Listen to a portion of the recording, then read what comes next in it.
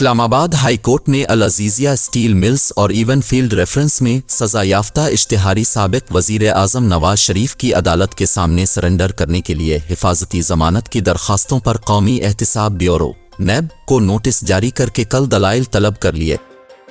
नवाज शरीफ की हिफाजती जमानत की दरखास्त अताउल्लाह तारा ने बतौर special attorney Islamabad high court में दायर की, जिस पर चीफ जस्टिस आमिर फारूक और जस्टिस मियां गिल हसन औरंगजेब पर मुश्तमिल बेंच ने समाअत की।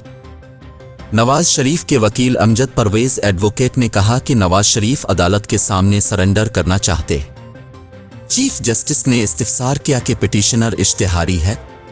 जिस पर अमजद परवेज एडवोकेट ने आला अदालतों के फैसले बतौर अदालती नज़ीर पेश करते हुए कहा कि जब कोई कानून के सामने सरेंडर करना चाहे तो अदालत इसे मौका फराहम करती है।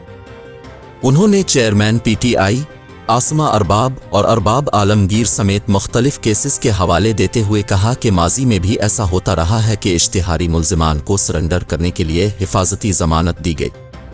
वकील आजम नज़ीर तारा ने कहा कि नवाज शरीफ की सज़ा के खिलाफ अपीलों का रिकॉर्ड इस अदालत के पास है और वो सरेंडर करना चाहते हैं। कमरा अदालत में मौजूद नैब प्रोसिक्यूटर अफजल कुरैशी ने अदालती इस्तिफसार पर बताया कि अगर कोई भी इश्तिहारी वापस आना चाहता है तो उन्हें इस पर कोई एतराज़ नहीं।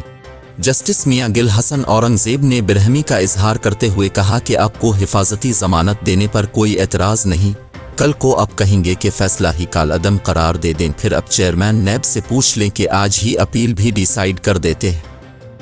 नैब प्रोसिक्यूटर ने जवाब दिया कि अभी चेयरमैन नैब बैरून मुल्क हैं, जब वो अपील फिक्स होगी तो इस वक्त हिदायत लेकर दलाइल देंगे। अदालत ने नवाज शरीफ की हिफाजती जमानत की दरखास्त पर नैब को नोटिस जारी करते हुए प्रोसिक्यूटर को कल दलाइल देने की हिदायत कर दी।